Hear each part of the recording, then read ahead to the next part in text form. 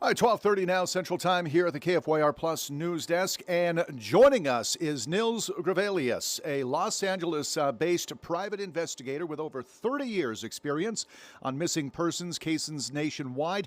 He'll help us kind of better understand some renewed searches, consent investigations, and what it means when authorities restart a case without suspects or persons. Nils, welcome to the News Desk. Thank you for your time today. Well, I'm very pleased, Jay. I want to thank you for lending me your microphone and camera.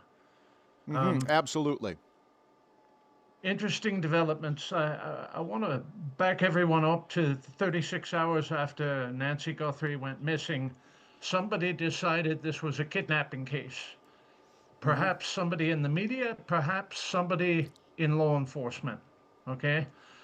What would have to take place for a kidnapping case to go on this long without a suspect being identified? They would have to be very well organized, trained, well supported, with a safe house somewhere in this country or maybe across the border in Mexico where they can evade detection. They would have to be sophisticated enough to know how to evade use of meta-analytics in cellular phone tower data. They would have to know how to evade flock cameras and ring cameras and all of these other things. And the way that this has been handled with no proof of life, no photo of her, in somebody's custody, that sort of thing, suggests to me that every single ransom demand has been a cockroach, an opportunistic cockroach eating off the kitchen floor here, trying to extort money from an anguished family. What I see in law enforcement, with a renewed attention toward a family member and more searches of that family member's home, Jay, I'm going to call this a homicide investigation, not not a kidnapping. It's a homicide investigation missing a body. Okay, so what you're telling me, and tell me if I get this right, you felt it was a homicide originally. They've disposed of the body wherever it might be, and then you've got other people, not the perpetrator itself, but other people that are sending ransom demands. That is correct. Last week, a man here in Los Angeles, in Hawthorne specifically, was arrested for making opportunistic extortion demands, pretending to be the one who would be receiving ransom. And he wanted some sort of a crypto transfer. Afterwards, he tried to characterize it as a prank, but he has a history of fraud in this state. So that's the caliber of man or woman who likes to pretend as though they're involved in the kidnapping so that they can extort money. Nils, what made you come to this decision? Obviously, it's a very well-educated guess. Is it that they've backed out of twice now of the demands that they've asked for money and there was no follow-up? Is that what led you down this conclusion? Their demand is incomplete. You can't make an effective sally for ransom without having proof that you're the one who actually took the person who's missing. Now, there was a media report last week that one of the ransom demands had characterized where Nancy Guthrie's Apple Watch could be found within her residence. And that is as yet unconfirmed by any law enforcement source that I've spoken with. There's a blood trail at the front door. Okay. What this points to is violence. And I don't want the Guthrie family to give up all hope here, but this doesn't look good. I'm going to remind your viewers of the JonBenet Ramsey case, which was mistaken to be a kidnapping at first, and that's how the Boulder police managed to contaminate a homicide crime scene, making conventional solution of that murder almost impossible from a legal point of view. With what you pointed out at the very top, Nils, where you said that if it was a kidnapping, they would have to do so many things right. If it was a spontaneous home break-in, burglary, or whatever it may be, wouldn't you think these burglars or persons who did this, they would have to make a mistake, right? There's got to be some type of DNA. There's got to be gloves, shreds, hair fibers, or something. So they didn't make a mistake, or and maybe the police that are, investigating, maybe they didn't do it competently. Well, that's correct, and I'm gonna take it right outside that loop. I no longer believe that any of these ransom demands are bona fide. I don't think this is a bona fide kidnapping at all. It is probably a homicide with the body concealed somewhere so that the killer can evade escape. Oh, yeah. Uh, Validating proof of life obviously is very important in what they're at least alleging that is a kidnapping.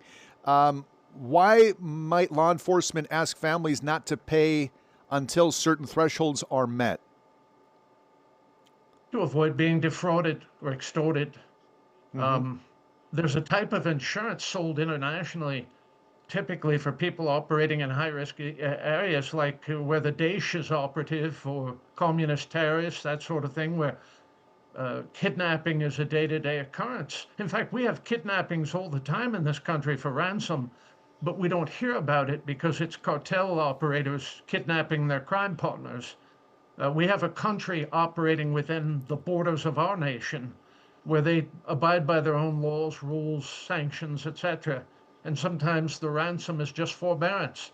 We will let your son go with most of his fingers if you stop selling heroin in our city. That is an example of the sort of thing I've seen with transnational narcotics cartels operating principally out of Mexico, but other nations as well. I don't think this is cartel related at all. Let's say I'm running a kidnapping ring and I'm from south of the border, from Mexico. How am I going to avoid being taxed by the cartels? Number one. And number two, Mm-hmm. isn't it in the cartel's interest to route me to take Nancy Guthrie and hand her over to American authorities so that they at least look like men rather than monsters? That's what the cartels would do. That's why they never involve themselves in kidnappings of civilians. It is only their crime partners who wind up getting evaporated, kidnapped, held for ransom, that sort of thing. When do the police now pivot? This is day number 10. There's been no proof of life. You've got these folks that are making demands that probably have no part of this. So when do the police pivot from a kidnapping to a homicide?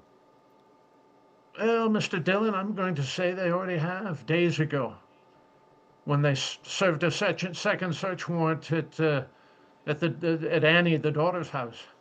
Mm-hmm. They are not there accidentally, I promise you. They were observed departing with at least one evidence bag and equipment used for doing electronic surveillance within a residence. I don't know that Annie or her husband or some other, family member within their household is involved in the disappearance of Nancy Guthrie, but I'm going to say from a detective's point of view, Jay, this doesn't look good. Yeah, that was going to be my next question, Nils. But what does it mean when officials say no one is ruled out at this stage, especially when loved ones were the last to see Nancy? How should the public interpret that without speculation? Well, in 1994, Tom Lang of LAPD's Robbery Homicide Division said that he had no particular suspect in the murders of Nicole Brown Simpson and Ron Goldman, and 19 hours later, he had O.J. Simpson in irons. Mm-hmm. Yeah, okay. Yeah, that's true. We've seen some high visibility searches, evidence collection. From your vantage point, what developments would indicate true progress?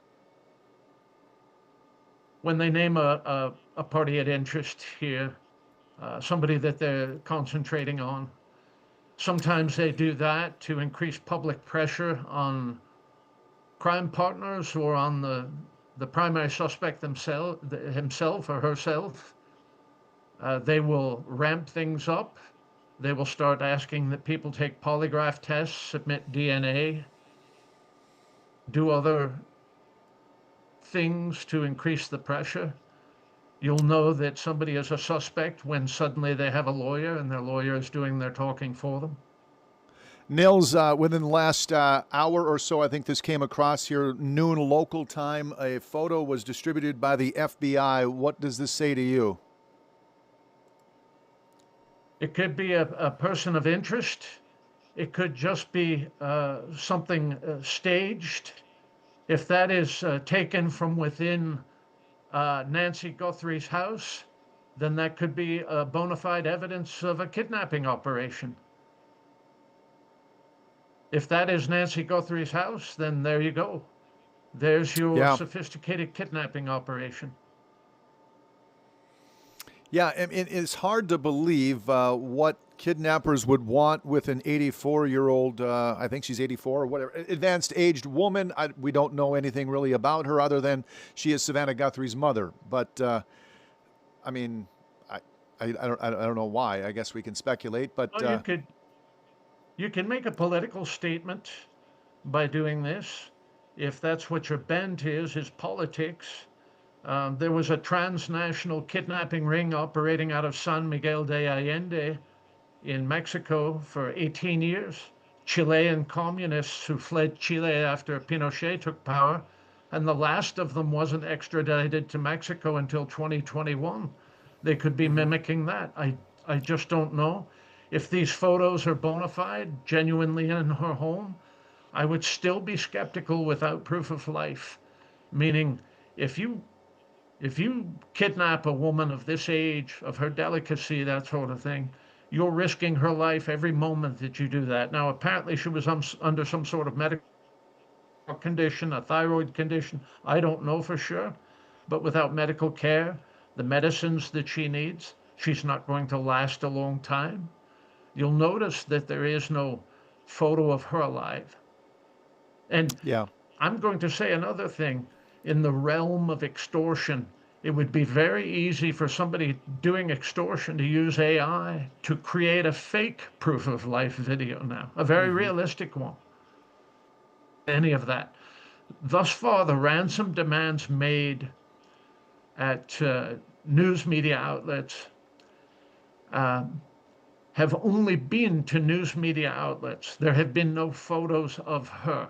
And they're demanding a crypto transfer. Well, this was the government's original objection to crypto, was that it could be used in an untraceable way, that you couldn't tell where it went, where it came from, that sort of thing. So it's an ideal instrument for this sort of thing. But we don't know who the man in the mask is, if that's truly Nancy Guthrie's house.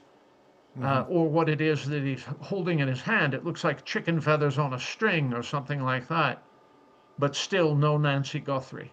So let's see how this bears out. I'm sure that there will be more leads this week, if not an arrest or a party identified as a person of interest very soon. You brought up a good point, Nils, that do you think that she's still alive? I mean, maybe that's why there's no proof of life.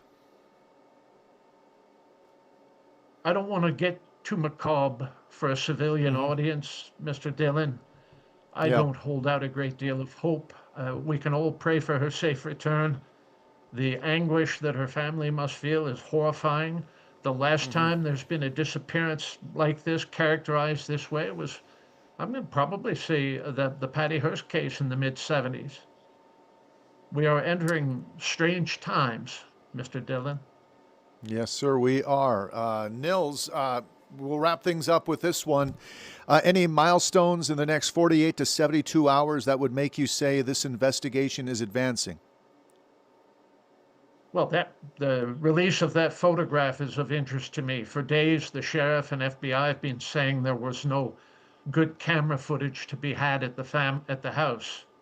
So maybe they've recovered something off of a chip in one of the devices. The Ring camera was apparently disabled or not subscribed to or something like that.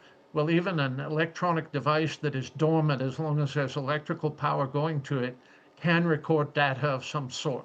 So maybe it was recovered in that fashion by the FBI's computer forensicists.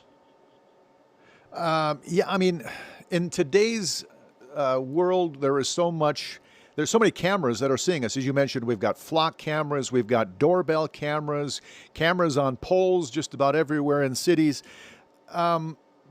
Shouldn't we be able to track it? Because he's obviously not walking with a woman through the bush and through the trees. He's got to be in a vehicle of some sort. I say he, it could be a she, whoever. Wouldn't you be able to backtrack, at least go either direction, north, south, east, and west, and say, hey, within this time frame, we've got to monitor or look at these vehicles?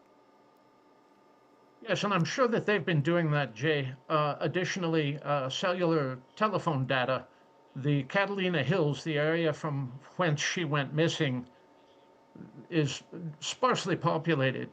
So it's not like they're dealing with 10,000 active mobile phones within an hour or two of that night. So they probably have things to work with. Let's see how this bears out. If they can identify the character in the mask, and that's a bona fide photography from the crime scene, contemporaneous with the crime, this is a very interesting development to me. It is. Well, Nils Grevelius, thank you so much for your insight, helping clarify some realities as authorities search for answers in the Nancy Guthrie disappearance. Thank you, sir. You've helped answer a lot of questions for us. Thank you very much for lending me your camera and microphone. I want to wish all the people in the Dakotas and up into Canada a good day. Thank you, sir. Take care now. All right, 1246 now here at the news desk. We'll take a break. We'll be right back on KFYR+.